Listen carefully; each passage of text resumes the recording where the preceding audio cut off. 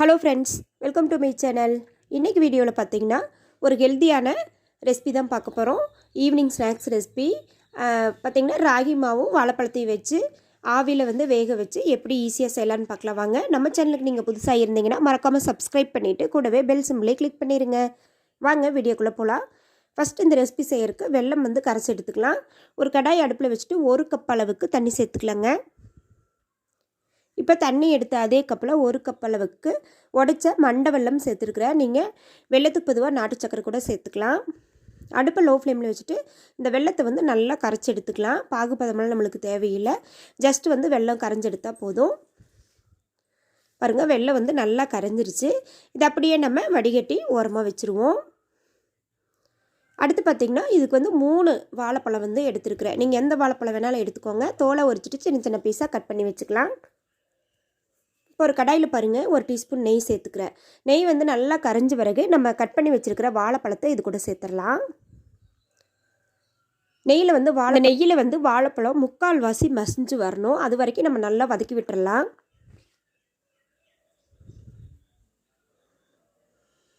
அடுப்பு லோ ஃப்ளேமில் வச்சுட்டு நல்லா வதக்கிக்கோங்க. இப்போ பாருங்கள், 3/4 வாசி வதங்கிடுச்சு. இந்த ஸ்டேஜில் 1 கப் அளவுக்கு தேங்காய் துருவல் எடுத்துருக்கிறேன். வெல்லம் எடுத்து அதே கப்பில் 1 கப் அளவுக்கு தேங்காய் துருவல் இதையும் சேர்த்துட்டு நல்லா மிக்ஸ் பண்ணி விட்டுடலாம். வாழைப்பழம் தேங்காய் துருவல் நல்லா மிக்ஸ் ஆகி வரணும். ஒன்றோட ஒன்றா சேர்ந்து மிக்ஸ் ஆகி வரணும். அடுப்பை லோ ஃப்ளேமில் வச்சுட்டு நல்லா வதக்குங்க.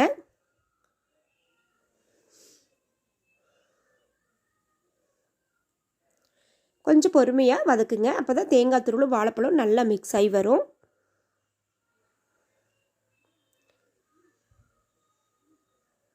இந்த ரெசிபி பாருங்கள், நம்ம எண்ணெயிலெல்லாம் பொரிக்க போகிறதில்ல, ஆவியில் தான் வேக வைக்க போகிறோம்.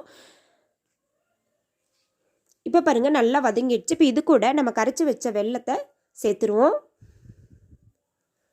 வடிகட்டிட்டு சேர்த்துக்கோங்க. கல்மண் தூசு இருந்தால் அதில் எடுத்துக்கலாம். இந்த தண்ணி நீங்கள் முழுவதுமாக சேர்த்துருங்க. சேர்த்துட்டு பாருங்கள், ஓரளவுக்கு வெந்துருச்சு. இப்போ இந்த ஸ்டேஜில் 1 கப் அளவுக்கு ராகி மாவு, எல்லாமே ஈக்குவல் குவான்டிட்டியாக எடுத்துக்கோங்க. 1 கப் ராகி மாவு, அப்புறம் பார்த்தீங்கன்னா 1 கப் வெல்லம், 1 கப் தண்ணி, 1 கப் தேங்காய் துருவல், 3 வாழைப்பழம் நல்லா சேர்த்துட்டு மிக்ஸ் பண்ணிடலாம். இப்போ வாசனைக்காக 2 ஏலக்காயை தட்டி சேர்த்துருக்குறேன். நீங்கள் ஏலக்காய் தூள் இருந்தால் கூட சேர்த்துக்கலாம். இந்த வெல்லம் தண்ணியிலேயே ராகி மாவு நல்லா வெந்து வரணும். அது வரைக்கும் நல்லா கலந்து விடுங்க. பழம் அங்கங்கே இருக்கும். நல்லா கரண்டி இலை மசிச்சுட்டு கையெடுக்காமல் கிளறிட்டே இருங்க. இந்த அளவுக்கு சுருண்டு வரணும். பாருங்கள், இன்னும் கூட கொஞ்சம் நம்மளுக்கு இலகுன பதமாக இருக்குது. இப்போ 1 டேபிள் ஸ்பூன் மட்டும் ராகி மாவு சேர்த்துக்கிறேன். சேர்த்துட்டு நல்லா மிக்ஸ் பண்ணி விட்டுருங்க. கடாயிலேருந்து நல்லா திரண்டு வரணும். ஒன்றோட ஒன்றா ஒட்டாமல் நல்லா கலந்து விடுங்க. பாருங்கள், நல்லா திரண்டு வருது பாருங்கள். இந்த அளவுக்கு நம்ம அடுப்பு லோ ஃப்ளேமில் வச்சுட்டே கலந்து விடணும். அவ்வளோதாங்க, நல்லா திரண்டு வந்துருச்சு. இந்த ஸ்டேஜில் ஸ்டவ் ஆஃப் பண்ணிக்கலாங்க. நான் இது போல் ஒரு பவுல் எடுத்துருக்கிறேன். நீங்கள் சின்ன சின்ன கப்பு இல்லை டம்ளர் எது வேணாலும் எடுத்துக்கோங்க. எடுத்துகிட்டு அதில் கொஞ்சமாக ஆயில் அப்ளை பண்ணிவிட்டு நம்ம ரெடி பண்ணி வச்சுருக்கிற இந்த மிக்ஸை இதில் சேர்த்துடலாங்க. ஜஸ்ட் நீங்கள் மேலால் போட்டால் போதும், நல்லா ஸ்ப்ரெட் பண்ண வேண்டியதில்லை. பாருங்கள், இது போல் நீங்கள் கப்பு ஃபுல் பண்ணிடுங்க. ஈவனாக பண்ணி விட்டுருங்க. இது போல் நான் மிச்சம் இருக்கிற எல்லாத்தையுமே ரெடி பண்ணிட்டேன்.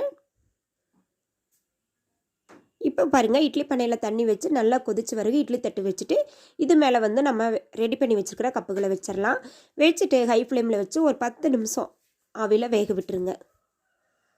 பாருங்கள், 10 நிமிஷம் கழிச்சுட்டு ஓப்பன் பண்ணி பார்க்கலாம். நல்லாவே நம்மளுக்கு வெந்துருச்சு.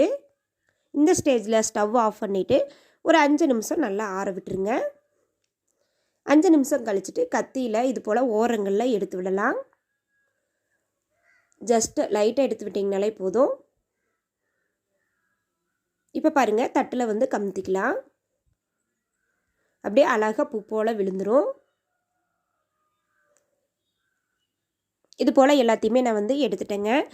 ராகி மாவும் வாழைப்பழத்தையும் வச்சு ஒரு ஹெல்த்தியான ரெசிபி. குழந்தைங்க ஸ்கூல் விட்டு வரும்போது இந்த மாதிரி செஞ்சு கொடுத்தீங்கன்னா கொஞ்சம் டிஃப்ரெண்ட்டாகவும் இருக்கும், விரும்பி சாப்பிடுவாங்க.